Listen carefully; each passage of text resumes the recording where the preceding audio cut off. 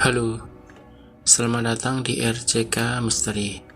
Kali ini, aku akan bercerita dari sebuah cerpen yang berjudul Mata Abu-Abu. Jangan lupa subscribe, like, sebagai bentuk dukunganmu pada channel ini.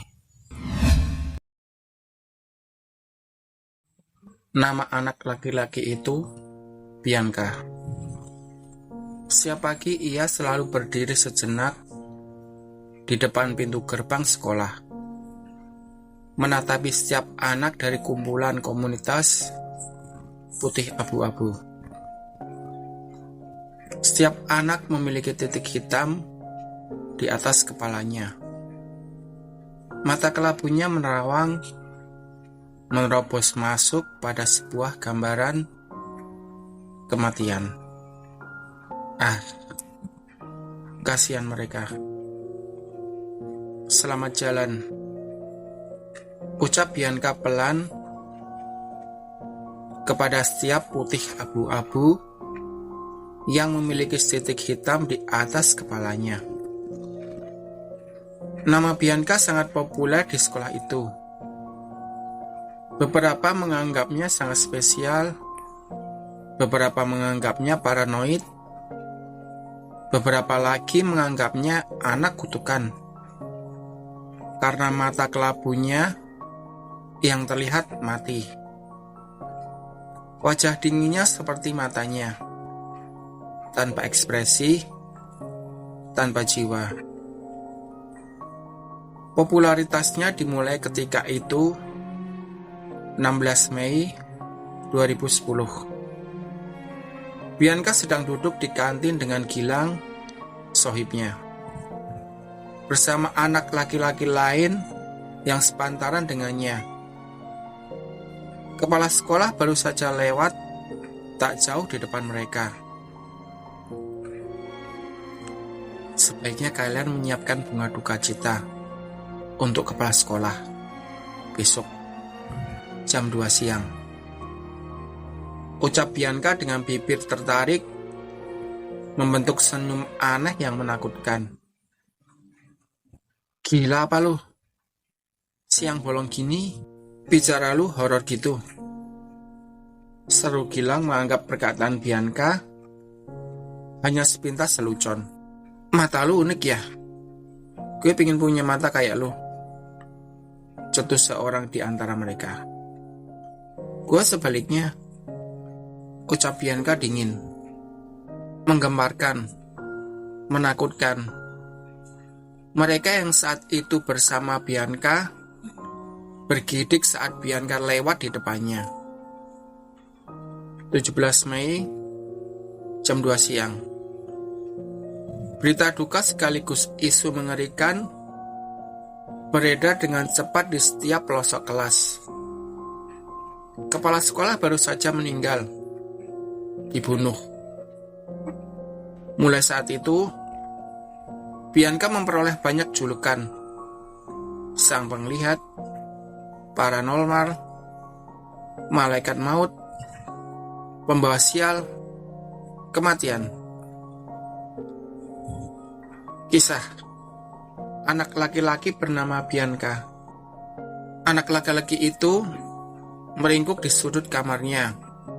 Suara tangisan pilu berbumbu duka menerobos pintu kamarnya. Aromanya perih menusuk mata, memegik telinga. Rasa-rasanya baru tadi pagi ia bersenda gurau dengan ibu. Sampai ketika matanya melihat sesuatu muncul di atas kepala ibu. Titik hitam. Ia melihat titik itu. Udara seakan berkurang, menyesakkan. Ia melihat gambaran rancangan maut. Itu hanya ilusi mata yang diciptakan oleh otak. Mungkin ini efek samping begadang nonton bola semalaman. Sampai akhirnya berita kematian ibu sampai di telinga Bianca.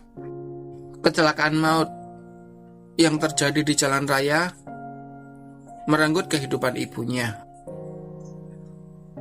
Ia masih meringkuk di sudut ruangan itu, menyalahkan diri atas kejadian itu.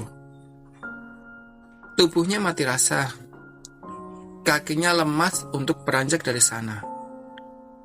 Ia tak mampu keluar dari kamar itu dan menyaksikan tubuh ibu yang terbaring di dalam peti peristirahatan terakhir.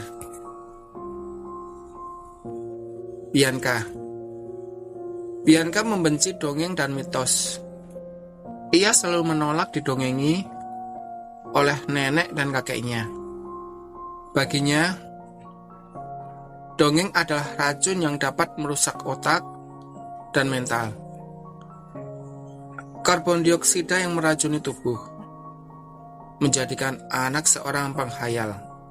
Baginya, mitos hanya sebuah kumpulan kisah dan cerita yang ditambahi bumbu-bumbu kebohongan untuk memperenak rasanya.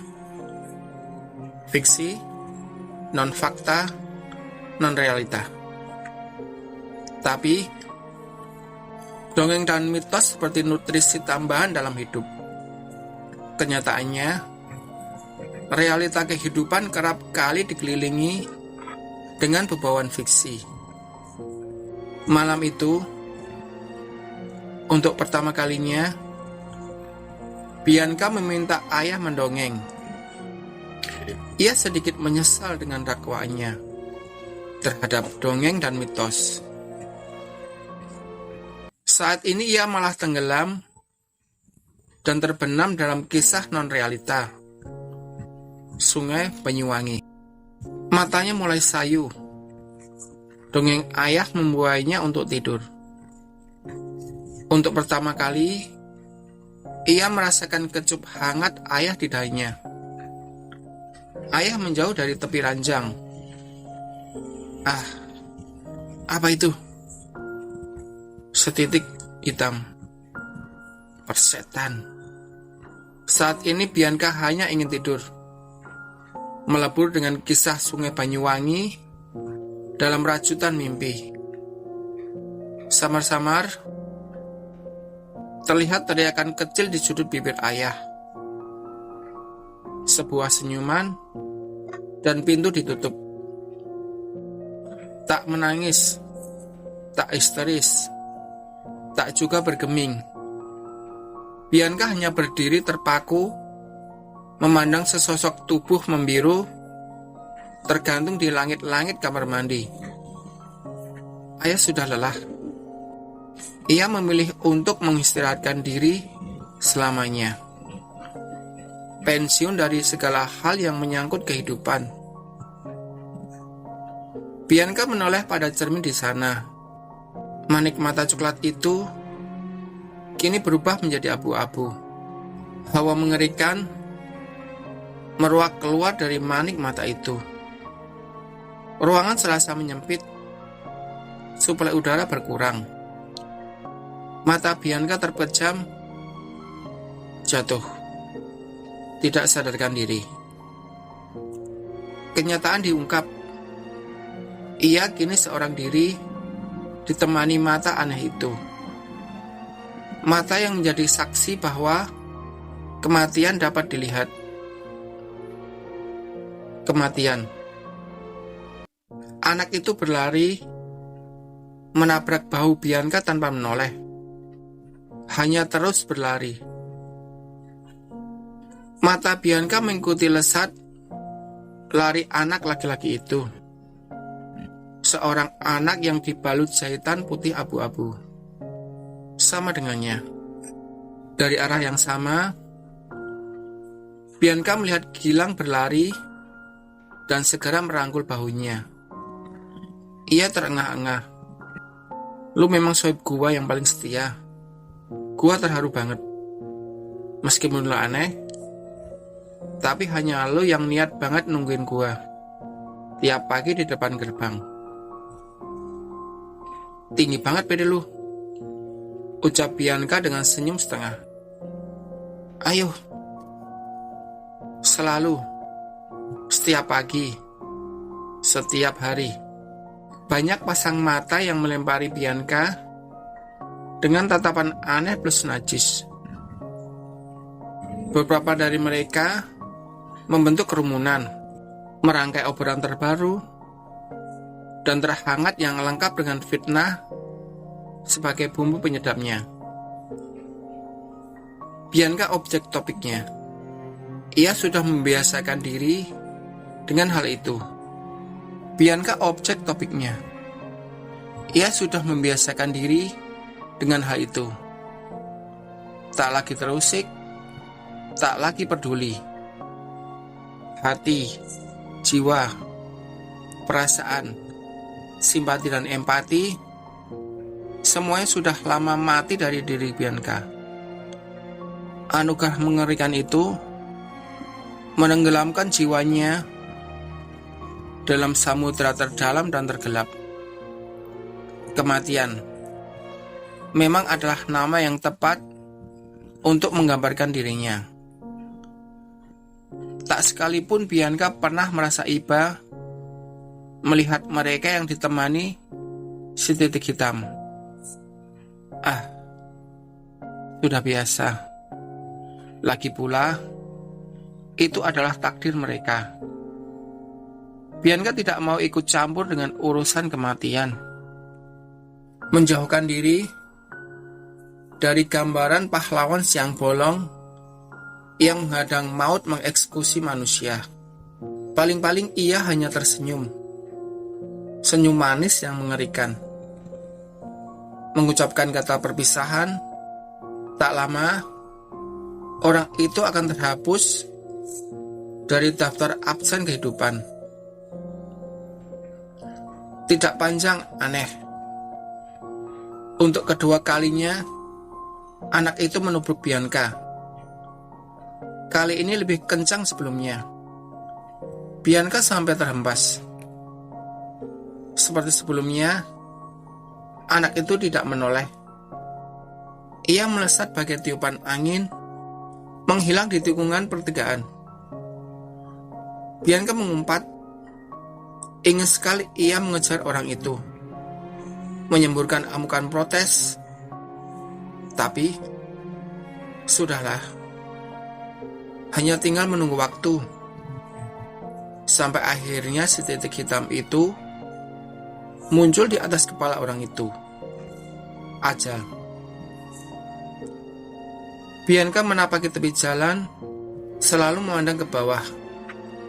Tidak mau melihat jejalan orang, tidak mau melihat jejalan manusia yang hiri lalu sana, lalu menghindari si titik hitam.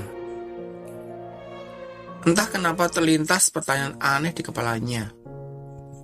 Apakah si titik hitam itu juga akan muncul di atas kepalanya? Kapan? Seperti apa Dewa Maut merajut ajalnya? Bianca muak dan ingin melepaskan diri dari kungkungan mata mengerikan itu. Berapa banyak desain kematian yang ia lihat dengan mata itu? Tidak terhitung. Suatu malam, Bianca duduk di pojok sebuah angkutan umum, memandangi kerlip lampu hias jalanan terhanyut di dalamnya. Indah. Membawanya pada memori masa silam. Ia duduk manis di bangku tengah kendaraan roda 4 ayah. Ayah dan ibu menyanyikan senandung lagu klasik favorit mereka berdua. Angkutan itu berhenti di perempatan ketika lampu merah menyala. Hei, anak laki-laki putih abu-abu berjalan menunduk. Terlihat hampa dan kosong. Bianca tidak dapat melihat wajahnya dengan jelas. Apa itu? Mengapa si titik hitam melayang di atas kepalanya? Bianca ingin melihat wajah anak itu, mengucapkan salam perkenalan sekaligus perpisahan. Ia keluar dari angkutan mengikuti jejak anak laki-laki itu dengan langkah cepat. Aneh, apakah anak itu tahu Bianca mengikutinya? Mengapa ia mempercepat langkahnya, membuat Bianca tertinggal jauh di belakang? "Hei, tunggu!" teriak Bianca memanggil anak laki-laki itu. Tidak ada respon. Anak itu terus berjalan ke depan tanpa menoleh. Siapa anak itu? Bianca ingin segera mendapatkannya, melihat wajahnya, memeluknya sejenak. Tidak lama lagi si hijau menyala. Sesuatu datang dengan cepat. Hantaman besar terjadi. Tubuh Bianca terhempas ke bahu jalan. Darah merah segar mengalir. Tak lama, orang-orang berkerumun di sekitar Bianca. Suara-suara ngeri dan histeris menggema. Sebentar lagi, si putih abu-abu menoleh. Bianca mencoba melihat wajah itu. Terbayang-bayang, terlihat samar. Jelas sekilas, anak itu tersenyum. Senyumnya manis. Bianca mencoba mengenalinya. Tidak asing. Ya, tidak asing. Bianca. Bibirnya bergerak, mengucapkan sesuatu. Selamat tidur panjang, Bianca.